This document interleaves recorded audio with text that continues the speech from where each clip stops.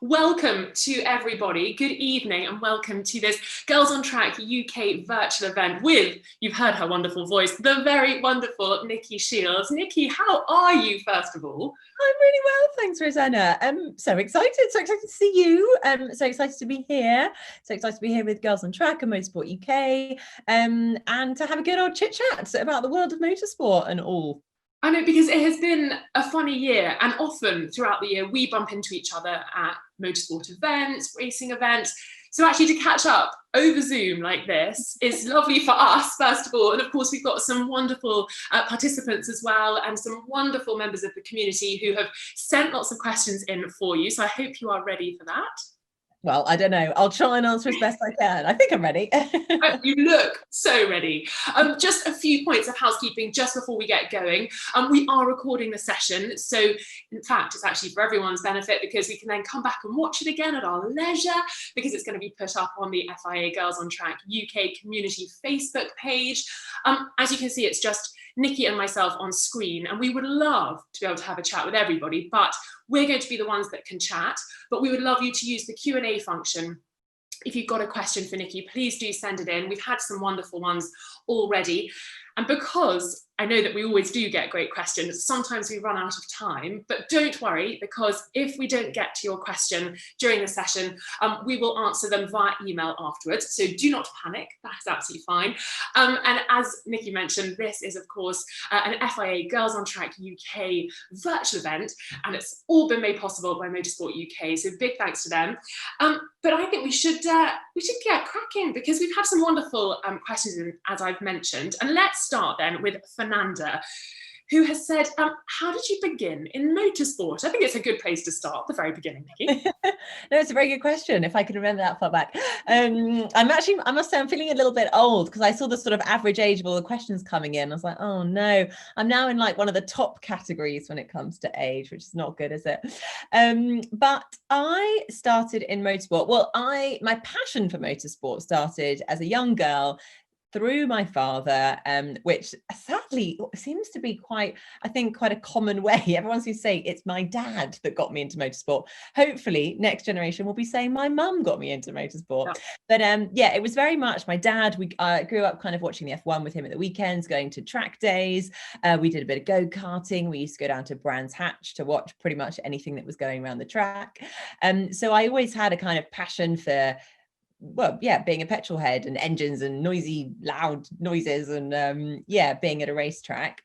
And yeah, but it was just always very much a sort of passion. It was a hobby. Never, ever in a million years kind of thought about working in this field at all.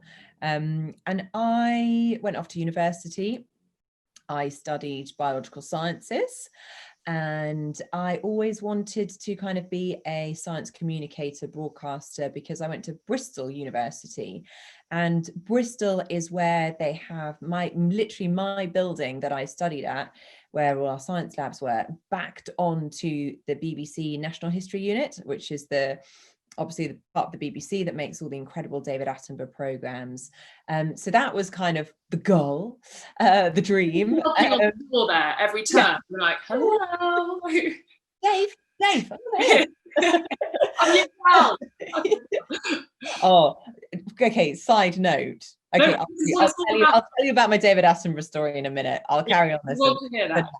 While we're on a roll. I then bizarrely finished university and got a job in the city.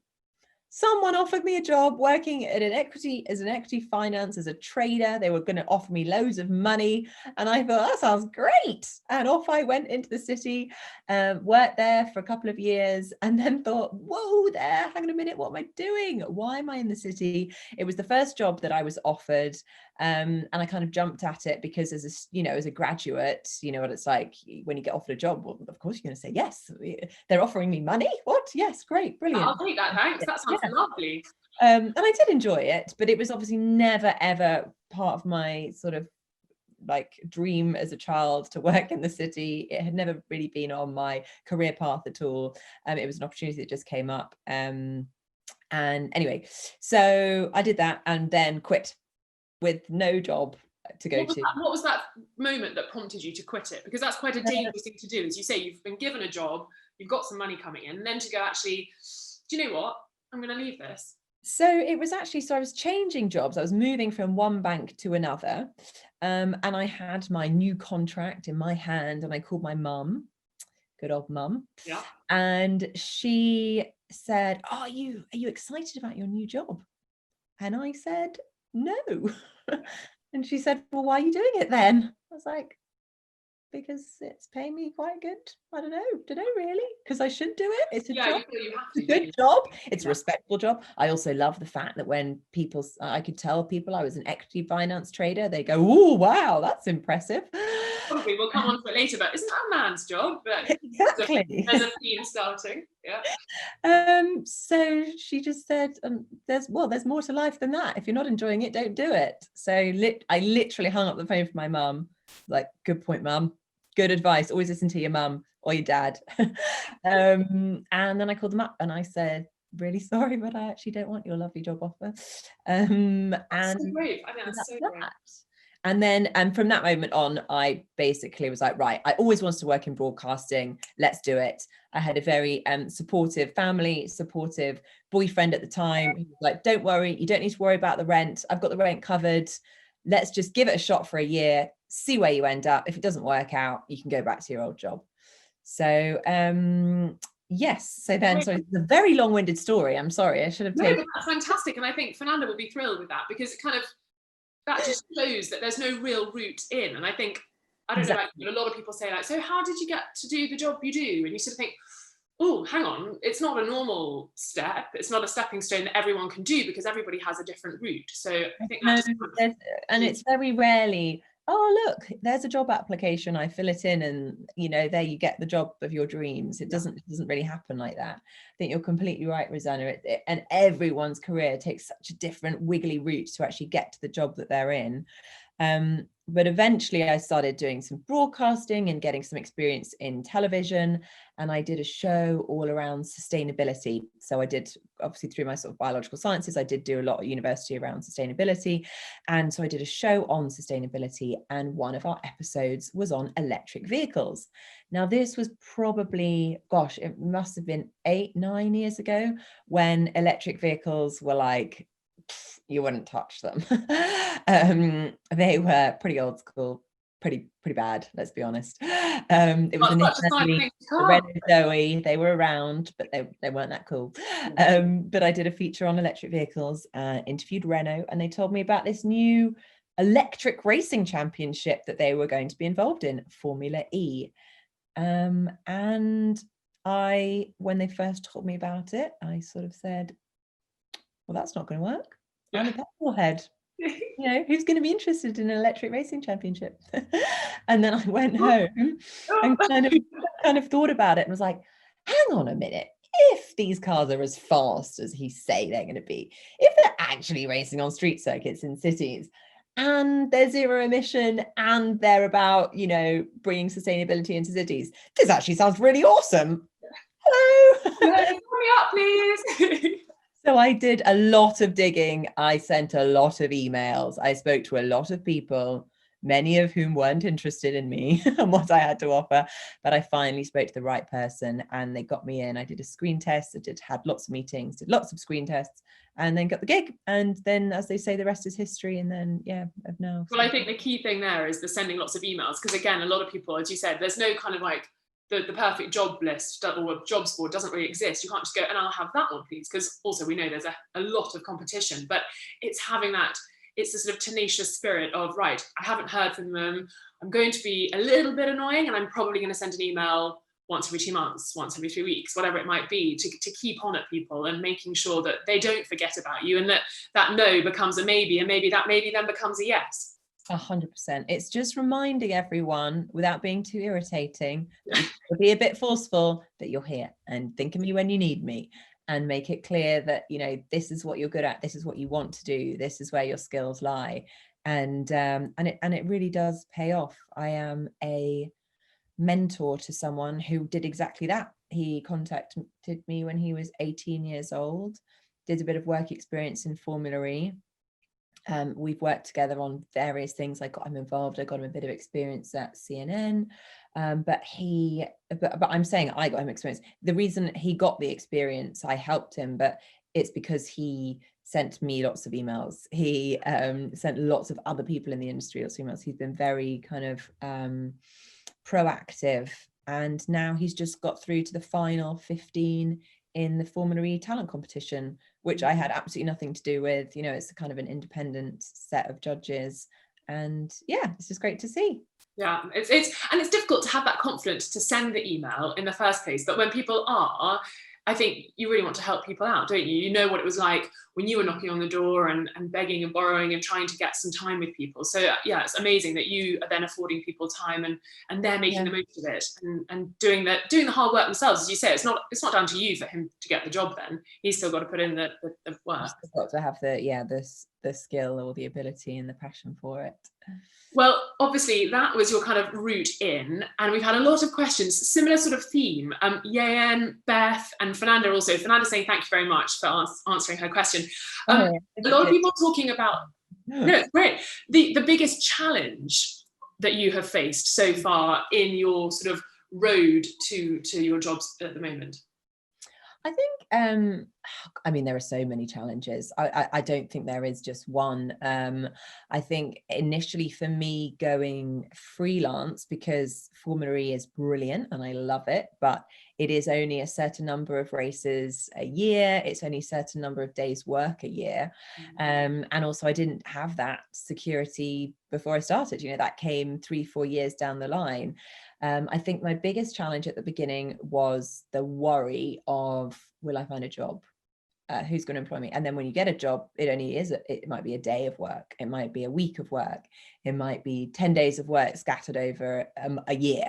You know, it's really difficult, I think, when you do go down the freelance route to get into it. So I would say it took me probably like 3 or 4 years to get over, like literally having sleepless nights thinking, you know, but what it does do is it drives you. It gives you that that drive to, you've got to keep pushing. You've just got to keep pushing. You've just got to keep working hard. You've got to keep improving. You've got to do more. And I think that drive has sort of just pushes you through. So I think that was a big challenge for me initially. If you've only got 1 day's work with a potential employer, you've got, and it's not a full day, let's be honest, it may even be a few hours, you've got to turn up, you've got to deliver for the job that you're actually signed up to do, but also you've got to make sure that people go, oh, actually Nicki's the one we want to come back and do some more with or whatever. But you're also thinking, that's Monday, but I've got Tuesday, Wednesday, Thursday, Friday, and in our industry kind of Saturday and Sunday to fill as well. So it's like, how is everybody going to remember me? So yeah, it's a tough one. No, it is really hard. And then there's also there is, I'm sure there'll be more questions around this, but obviously being, you know, a female in this dominant male industry, there is always that challenge. And you just have to, I think particularly, you know, what it's like for us being reporters, journalists, broadcasters, the most important thing is to just know your sport, know your drivers, know your teams, know your personnel, know the stories, know them inside out, know the track, know the history, just know it inside out, back to front, upside down, you know, study it, make all the notes, remember them, so that you are confident. It will give you that, again, that drive and confidence that you need. And, you know, I think if anyone ever questions you on your ability to do a job, then, you know, instantly you have all the tools, you've got the knowledge, and, you know, you will succeed. Definitely. And it's so difficult, as you mentioned, you know, sleepless nights, and yet you then have to turn up in the morning and get rid of all those worries. And I'm sure people watching today aren't thinking of you as somebody as a worrier or insecure or anything, and yet you have to turn up, and the job we do is such a sort of I'm confident person that actually that's really tricky. If you're not prepared, you need to be kind of centered in yourself to then deliver the job that you're being paid to do. And I know you mentioned, you know, worrying whether you kind of should be there or not. Do you deserve the job? And we had a great question in from Steph, who said that at the weekend she really wanted to go to Goodwood and she was hoping she might have seen you there. But she said, I'm sorry, I didn't see you. I wasn't there on which day. What were you? Well, I think this is a really interesting question and a big kind of topic that I'm sure a lot of people are probably going to be asking questions within. before going to Goodwood, she was obviously really looking forward to going, and she thought she might see you, and I'm sure she's going to enjoy a really lovely day, couple of days there. But before going, she had a bit of a sort of identity crisis, a bit of a worry about whether she would belong at an event like Goodwood. And I imagine not just Goodwood, any sort of motorsport event or any big sporting event. I just wondered whether you have had any of those moments where you thought you might not belong in this kind of motor racing environment, and how you've dealt with it. And has there been a moment where you feel like, actually, no, I'm okay here? I think all the time, really. It's I think less so in Formula E, because, you know, Formula E, it's kind of like my family. I've grown up like around them. We've all grown together. But any other sort of motorsport event, yeah, even Goodwood, for example, you know, I went there on, was there on Thursday or the Friday, doing some driving. And yeah, of course, you always feel a little bit out of your depth, particularly, you know, I was driving a car, quite a fast car. I was supposed to be like good. Very fast, I think. What you mean. Well, exactly. And then you're like, oh my God. But I think let's just remember that again is such a female thing, because, well, at an event like that, you do actually stand out because there aren't that many of us.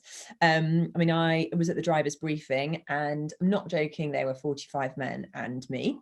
So instantly you kind of feel a little bit, oh yeah, all eyes on you. If you make a mistake, though, everyone knows it's you. And then I think you just have to think about the other people that are there, and they might be feeling the same. You know, there might be like a young journalist or who's gone to Goodwood for the first time, and they're just, you know, maybe chilling out in a different area. They're probably feeling exactly the same insecurity, but maybe don't show it or just get on with it, because that's what men tend to do. They're a bit better at hiding things like that. So I think it's fine to feel like that. I don't think there's any reason you need to. Do you think any of the men in that driver's briefing were thinking the same as you of what happens if I make a mistake? Definitely. Yes, there we go. I think probably they aren't. They'd think about it, but then wouldn't show it. There would definitely just be a bit more like bravado going on. And they're probably more likely to be the idiots that does make the mistake and then doesn't get invited back. But that's another story. But yeah, so I think I definitely, I completely understand where you're coming from. Yes, feeling out of depth or out of your comfort zone, but you know what, there's always someone else there feeling the same, and I don't worry about it. Particularly I think at like motorsport events, because there's loads of people that just come for like the passion of the sport. You know, they don't know who's going to be there. They tend to just go by themselves a lot of the time. So I think the most important thing is, yeah, to feel like you do belong there. You are meant to be there. The sport is there for you to enjoy. Exactly. Everyone's united by a passion. It doesn't matter who you are, where you come from, where you're hoping to go, and what you stand for right here in the present. It's more just kind of enjoying the present together, isn't it? So.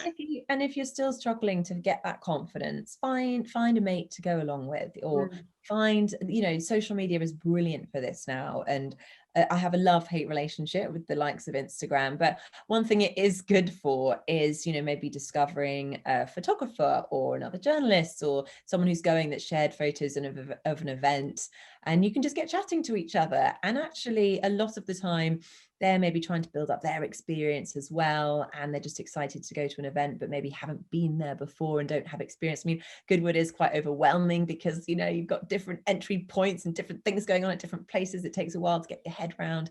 You do need to sort of know it.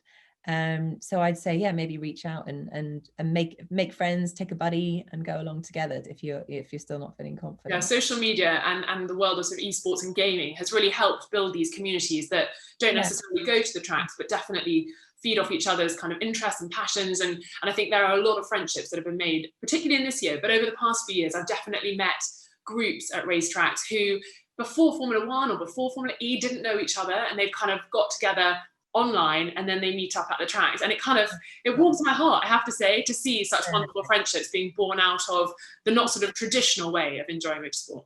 Yeah, exactly. And there's like, you know, car clubs or meetups, and you know, you don't have to have a car to go to those things. But yeah, exactly.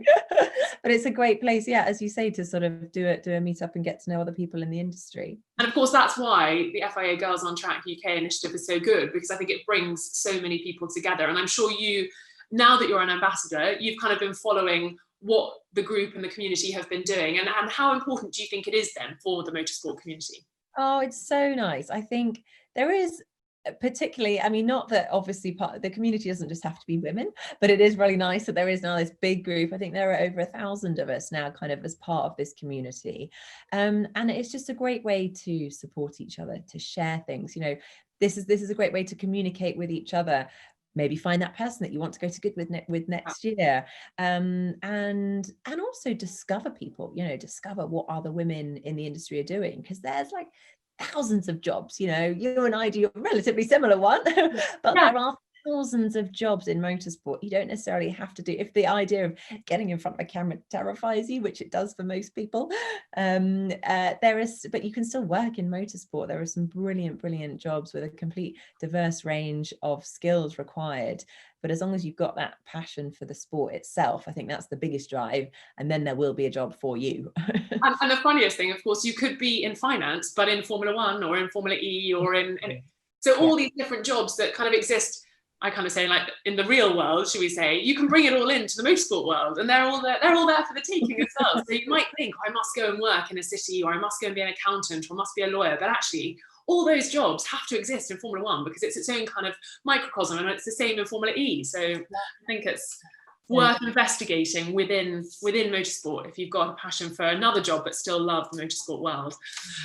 So then let's look at the sort of, I hate to kind of bring it up, but it's a huge part of our kind of experience, I imagine, in motorsport, the discrimination side. And Jess has been in touch saying, did you experience any discrimination due to being a woman, or has it been a positive discrimination to involve more women in the industry? And it's a tricky balance, isn't it? Because there are opportunities now that perhaps there weren't in the past, and some can see that in a negative way and some can see that in a positive way. I mean, even I would say the last 6 months there's been a huge change. I mean, we've obviously always talked about it. I mean, I started in Formula E in 2014, and it was a thing then, but I mean, it's now, there is a huge focus on it, which is brilliant, you know, that finally it's kind of in it, you know, getting the attention that it needs. But yes, it does need to be done in the right way, of course.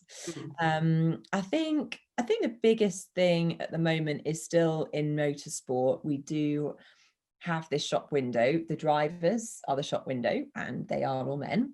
And then the people behind the scenes, usually, not always, definitely, I know this is a generalization, but it is more so in the more traditional female roles that have been in the past, like in PR or marketing or the pit lane reporters. They tend to be female. However, I think we are finally starting to see a change. I mean, I have now been given some opportunities to do some commentating, which is brilliant. I absolutely loved being able to do that. But I think that I was given the opportunity because they don't necessarily want to see the standard men talking, female in the pit lane, man in car. Change the dynamic a little. Yeah, and there's being a lot done at the moment to try and obviously get more girls into the sport from a grassroots level, but again, that's going to take time to trickle through. So yes, it is happening, but I mean, in my production, so in the Formula E production team now. Well, this is good because we've got a question in here actually from Desiree. I'm just going to make sure that we're answering them, saying, how are there many women working in the production teams, or is it mostly men? And how do you challenge then the patriarchal kind of habits of the men that potentially could be there? Well, in our Formula E team, we have an amazing lady, Lara Bishop. She is head of production at Formula E, and she has made it one of her missions to make sure it is a much more 50-50 split. And it is. We have an awesome, like, in fact, it's more, you know, dominated by women now, actually, which is brilliant. We have more of the on-track cameras are men at the moment still, but in terms of the production managers, the floor managers, the producers, head of production, we've got directors, they are all, not all, but most of them are now female, which is awesome. We have a really strong female lineup on that side. And it does actually make a difference when you're working. We have now really nice girly dinners. Now, when I first started in Formula E, I was the only woman, and I went out for dinner with 20 men. Yeah. It's like going on a stag do, isn't it? Sometimes I look on the bus and I'm like, oh, looks like I'm going on someone's stag. This is fun. don't get me wrong, we love the boys. Yeah, it's great fun. I prefer the girls. Well, sometimes the thing is, like in a general workplace, you wouldn't just have 99 men and 1 woman or whatever, in the 100. So it's just about having that sort of sense of normality, just to kind of look around and be like, yeah, if I'd like to chat to a guy for the next 20 minutes on the bus, great. But if there's a girl, like, I'll have a chat, like whoever, whatever anybody identifies as, you just kind of want a little bit more of a representation of everybody in the environment you're operating in, because it isn't normal just to go with all men. Just feel at home, you feel relaxed, you feel part of the family, literally. It doesn't feel strange to be the only women or one of a handful of women there, because then you do start to stand out a little bit and start to feel insecure for reasons why there should be no reason to feel insecure. It's just the way it is, but it's definitely changing. I don't know if you feel the same in Formula One, but in Formula E for sure we've seen a big change also actually at Formula E. All the kind of, well, there are a lot of the sort of the C-suite executives now are women. Jamie Regal, the new CEO, has done a really good job of kind of bringing in a lot of females in quite senior positions, which is brilliant. And behind the scenes, it's all behind the scenes. The only thing that's missing are the drivers, if I'm completely honest. Do you think, do you get a feel that there will be a female driver in Formula E soonish again? Not really? Not soonish. I don't think we're going to have one this season, which is a shame. We've had female drivers in the past. I remember being at the launch of the and I remember thinking, hey, this is so great. And then it sort of kind of trickled out. Yeah, exactly. We most recently, I think Jamie Chadwick did a bit of testing in the car.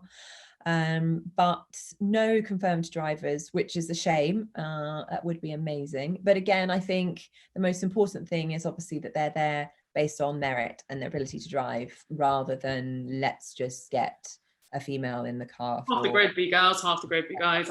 There's no point of that. So, fingers crossed, it will change on the driver's side, in the next couple of years. But what is quite interesting at the moment, I don't know if you've heard about this new Extreme E. Lewis Hamilton has got a team in it. They are big electric SUVs racing off-road in extreme environments all around the world. And the way that they are doing the racing is that the team, because it's different, it's rallying, so it's it's a slightly different way that they built the team, is they have 1 female and 1 male driver for every team, which is a brilliant way to, again, to make it fair.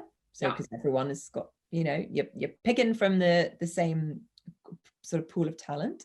So it's fair. It gives girls a bit more of an opportunity to get out there, to experience it. And I think it's going to be really great for the competition and good to watch. And more championships and more kind of disciplines being added just means more seats available, which I think is another kind of element to this sort of conundrum of how to make sure there's enough inclusivity and enough equality.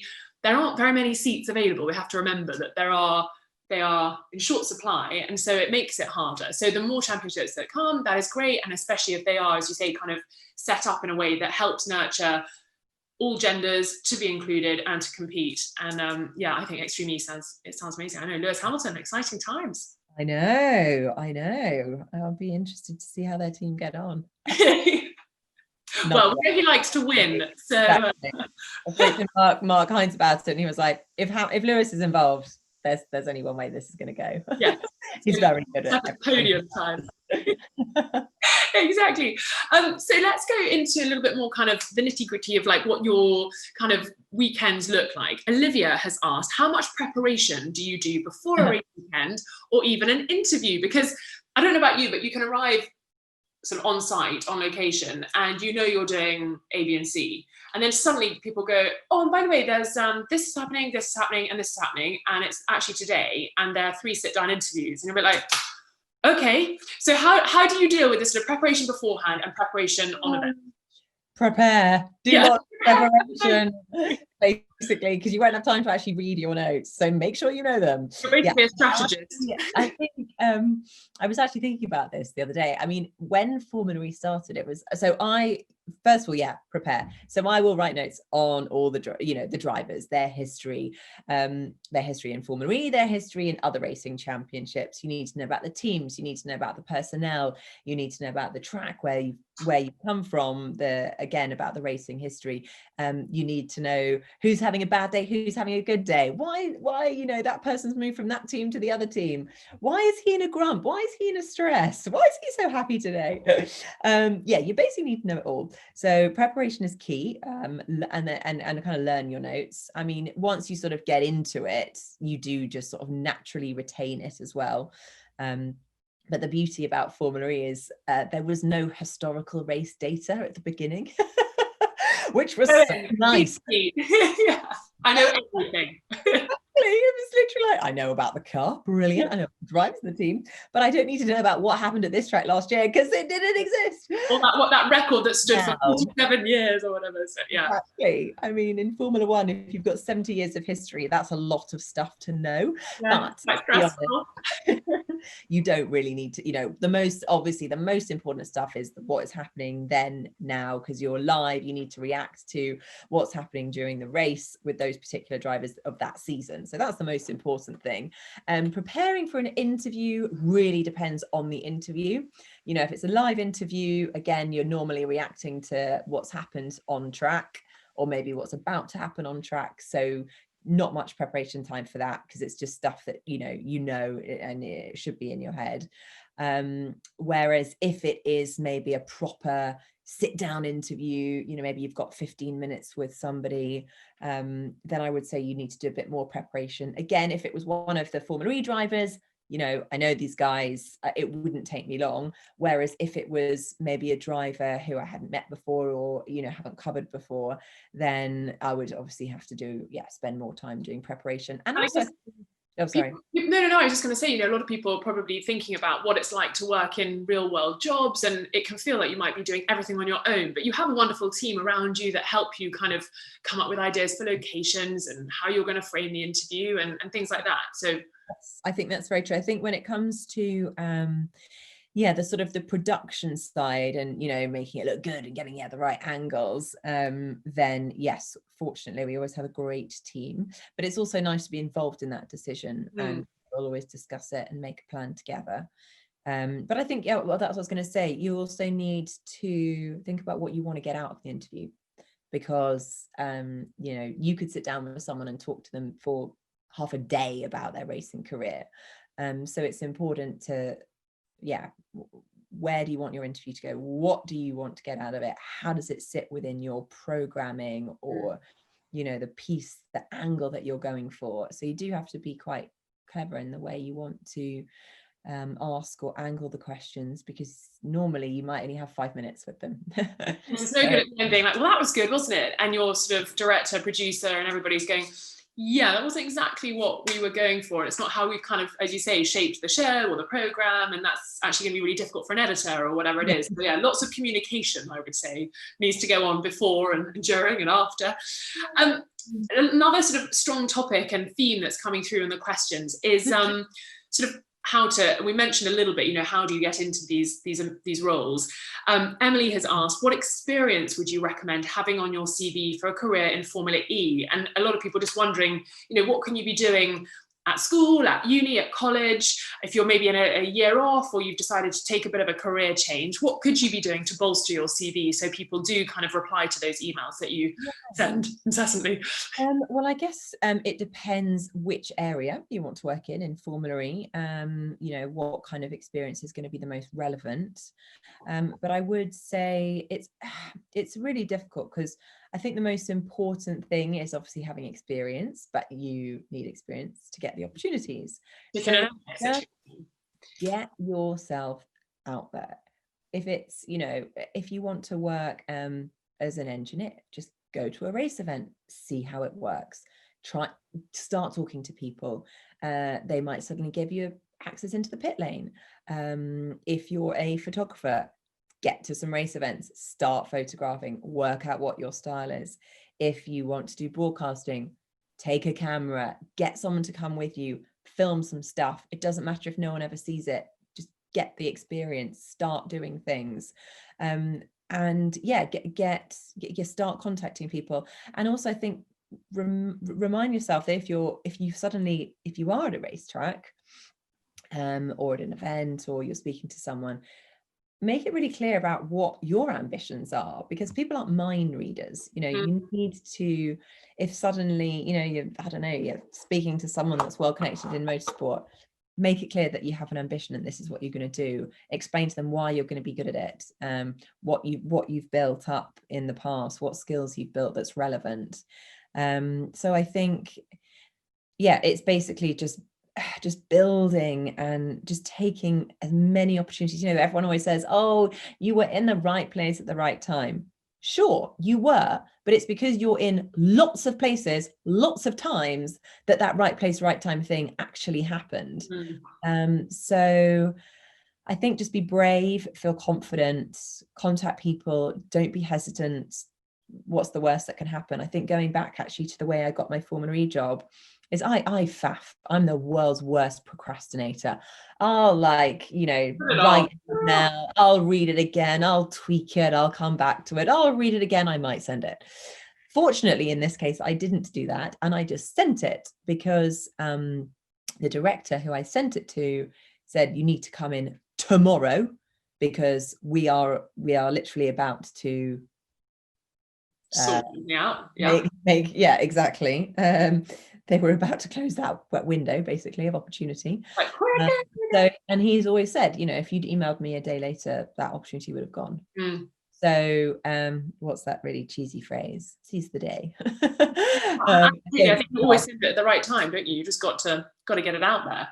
And also you mentioned, photography and video, we are lucky now that there are a lot of platforms that exist that you can put content on for people to stumble across, or for you to direct them to, whether it's YouTube, Vimeo, Instagram, all sorts of ways of kind of helping people find your content, but also ways that perhaps when you and I were young, we weren't able to contact people because there wasn't kind of, the direct message. Would you believe it? It was pen and paper. Yeah. Exactly. People didn't have websites. I mean, Instagram didn't even exist. But I think it's a real, it's such a positive. And I know you said you have a love-hate relationship. We've got a question from Hannah saying, how do you cope with criticism and public opinion, especially on social media? Because it's sort of part of your role, I think. You have to put yourself out there to show what you're up to and to promote certain things, but equally there's a nasty little part of this world that we live in where people feel free and feel kind of at ease on social media platforms to just kind of write what they think and what they might have said maybe behind closed doors. But when it's right there for you to see, you might come off a live and you think, hey guys, that went really well. And then you look on your Instagram or your Twitter and someone said something not so nice. How do you kind of digest that and process it so that when you have to do that sort of thing again, you're not sort of thinking, oh, but X124 said that was awful or whatever? I think it depends who wrote it. If it's someone, for example, I respect, and they're giving me their honest opinion, it is good to have a bit of criticism. You don't want people just saying to you all the time, that was amazing, that was lovely, that was great, because you're never going to get any better.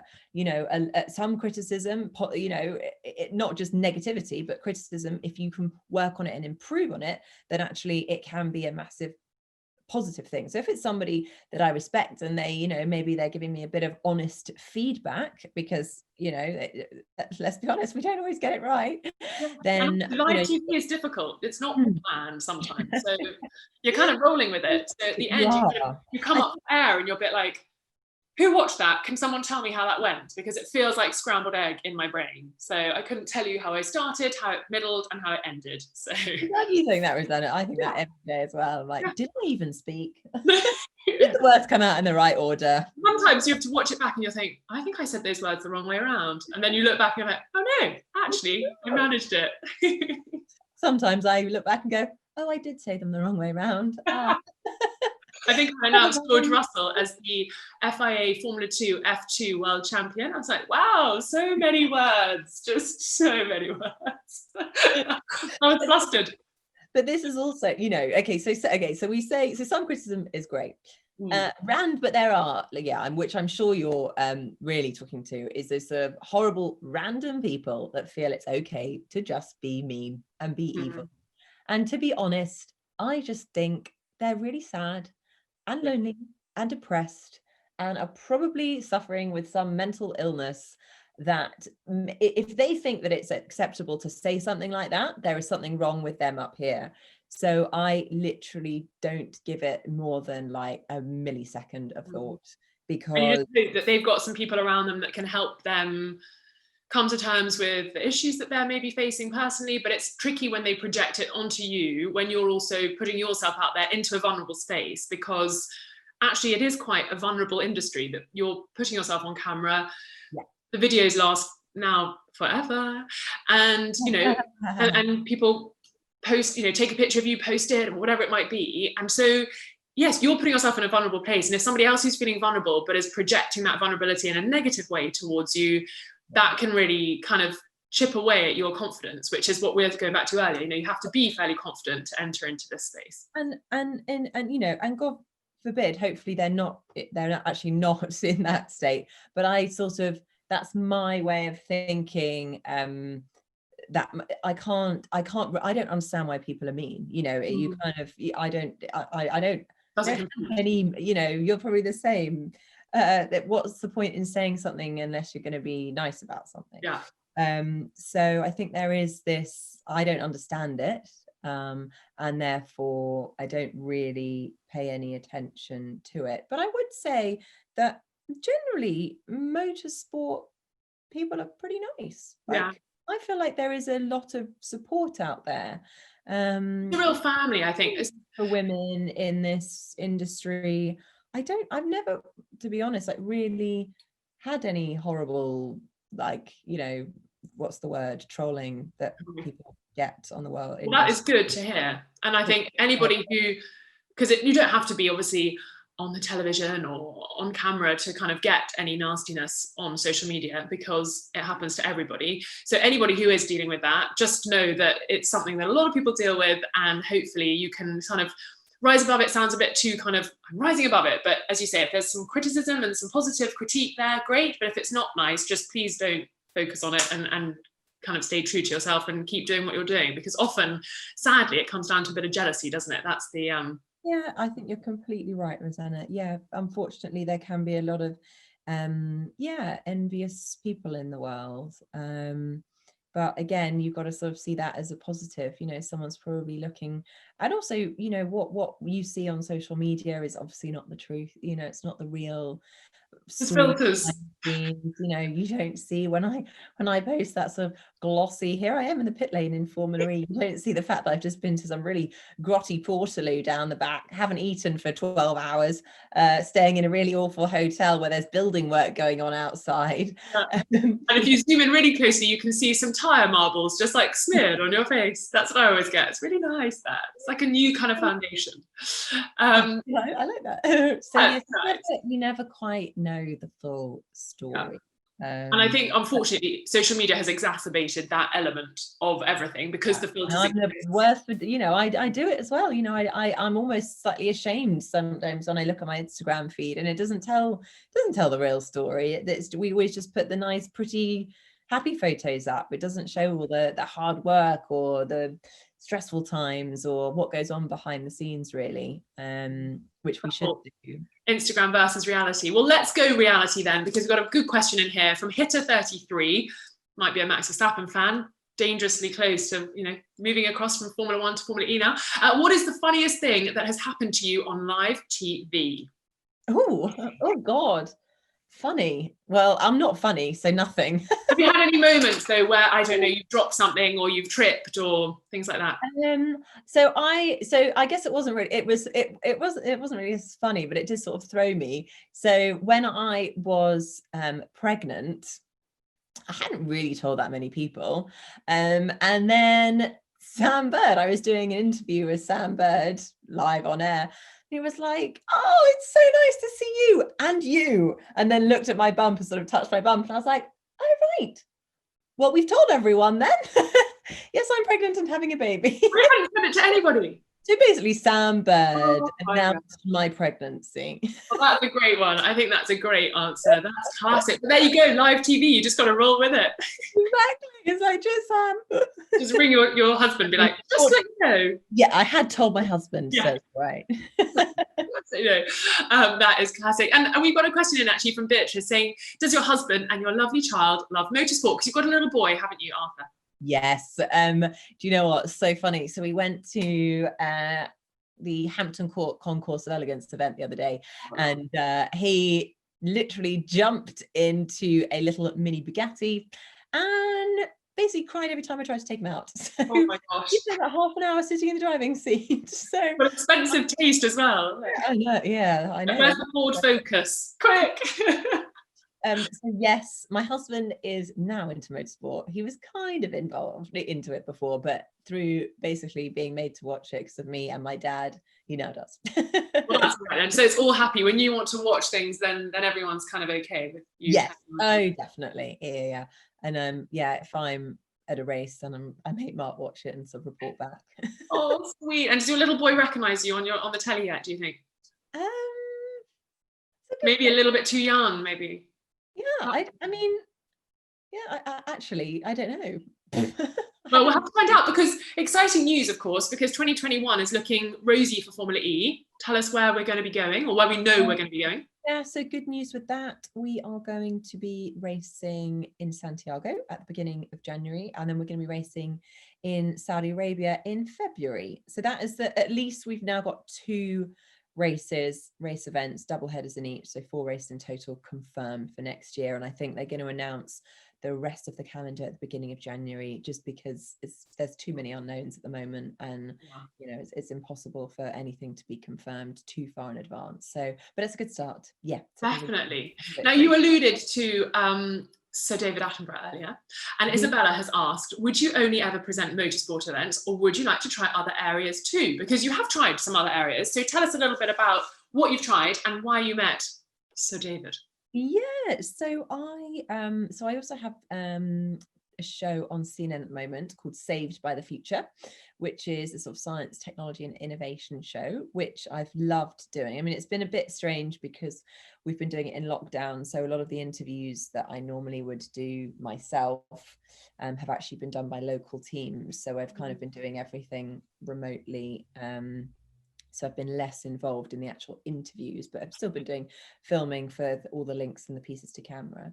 But I would love to, I mean, when we say other things, I would love to just sort of stay in the field of, science, and I mean, maybe wildlife would be amazing. Isn't that everyone's dream? Yeah. To be the next David Attenborough. I know. Wow. I mean, I think there's a big queue. Exactly. I think I'm sadly I'm no, but you've been right there with him. Tell us what you were doing with him, because I remember you met him. So I hosted there was a big event for BBC, and I was doing something for Top Gear for them. So it was a big event where all of the sort of BBC's biggest shows were there. So Top Gear were there. I did a little interview with these guys, and in the backstage studio, or the backstage area, I should say, my dressing room was next to Sir David's, and we had our little names next to each other. Just having my name anywhere near his name was like amazing. So I took a photo of that, obviously. It was just a piece of printed paper with mine and his name on. And then after he'd done his speech, he was backstage, and I went up and introduced myself, and then I got basically stage fright, and I had nothing to say to him, and I cried. Excellent. Did he look after you? Awkward. So fortunately, I basically just said, I think I said something along the lines of, you did a great job. You did a really great job, because he just had given a speech, and then just sort of wandered off and cried by myself. Oh my God, that's fantastic. Oh, but how amazing to meet him. My goodness, I've just watched. It was. He was so sweet. I think he was probably just a bit overwhelmed with like, who's this crazy lady saying well done, basically. Why would he care what I think? But it was the first time I understood, the phrase stage fright. normally, you know, we have to talk a lot, so it's very difficult to shut us up. Gosh, my And I'm pleasure. like, oh Yeah. my God, I've got nothing to say to you. You're amazing. Pray you never have. Well done. Great job. And actually, people have been asking as well, you know, how do you balance the love for something that you're working on? So, of course, Formula E you love, or science that you love, but maintaining that professionalism. Obviously, the David Attenborough bit is a slight anomaly, but how do you make sure that you're not kind of all the time when you see these wonderful thing, you know, I've interviewed people like, you know, I don't know, like Orlando Bloom, he's pretty mega. Idris Elba, I mean, obviously all the racing drivers, Lewis Hamilton, he's pretty mega. And it's like you're interviewing, you know, your mum, your dad, or your brother. I don't see it as a sort of a celebrity or a star. They're just who they are. But with David Attenborough, they were like the biggest celebrity in the world. biggest star ever. Oh my goodness. So obviously some incredible highlights there. Florencia has asked, what's the best part of your job? I think how varied it is, and spontaneous it can be, and the adrenaline rush that you get from doing live television. I like doing both. I like doing pre-recorded stuff and live, because when you're doing something pre-recorded, you get a lot more time to kind of set it up, make it look good, delve into, maybe if it's an interview, you can spend a bit longer on it, then you can pick the pieces, you can sort of craft it and make it really beautiful. But then I also love the sort of the thrill of doing live television, because you've just got that buzz, you've got to be on it. If things go wrong, you've got to deal with it. And yeah, there's nothing, I don't think anything beats doing something like that. It's a little bit like driving a car really fast around Goodwood. You get a great adrenaline buzz.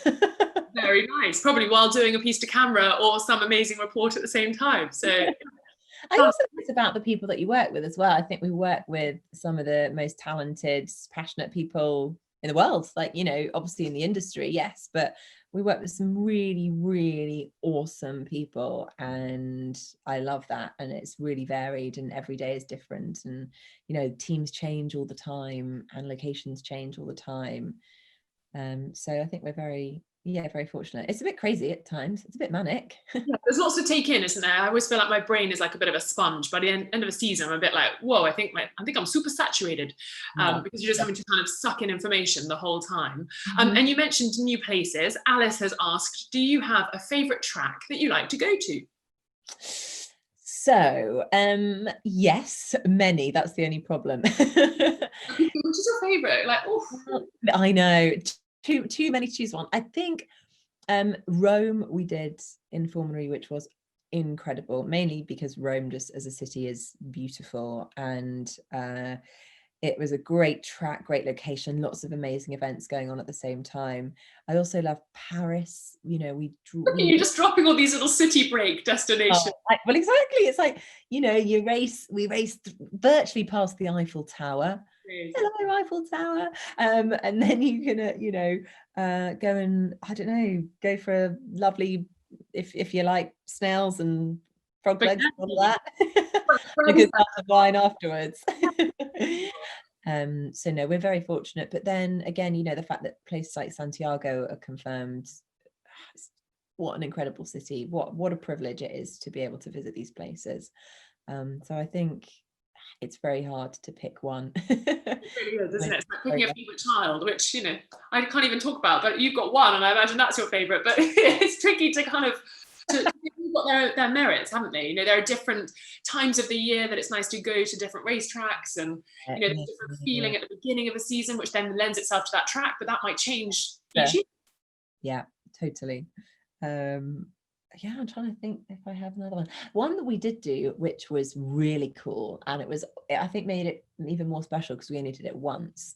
We raced in Moscow, and we raced literally around the Red Square, St. Basil's Cathedral, and our TV compound backed onto the Kremlin. And like we had all these like security guards there being like checking out what we were doing, and it was all just mad to be because I can't believe you're there, and it's really real. And yeah, and as you say, it's such a privilege to go to all these places, because I imagine right at the beginning of your career you kind of didn't expect to be doing the job you love, but also being able to go to some wonderful places around the world, because I definitely feel like that. Nicki, it has been so wonderful catching up with you. We've had so many questions. I can't believe we're almost an hour has passed, just kind of gone whoo, like that. It has been so lovely talking to you, and so brilliant to have great questions as always from the FIA Girls on Track UK community. Absolutely brilliant. And thank you so much to Motorsport UK as well for making this happen.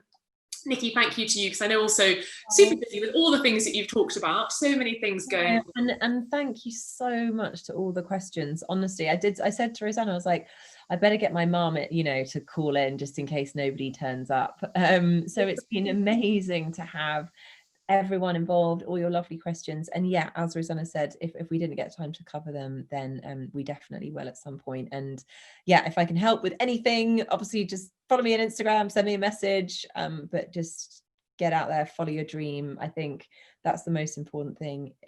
Find something that you enjoy and that you love. And I know it's a cliche thing to say, but if you do that, you won't work a day in your life, and you'll love not every second, but most seconds. As well, isn't it? But you stand a better chance of enjoying it if you're doing something you set out to achieve. So, and if you enjoy it, you'll be good at it as well. It's so inspiring to chat to you, and I'm sure everybody in the community has loved it. Thank you so much. And yes, you'll be able to watch it back on the FIA Girls on Track UK community Facebook page as well. Lots of people saying thank you. But yes, we'll let you go and look after your little boy now. Maybe he needs some food as well. No, it's me that needs the food. Thank you. Bye. Bye.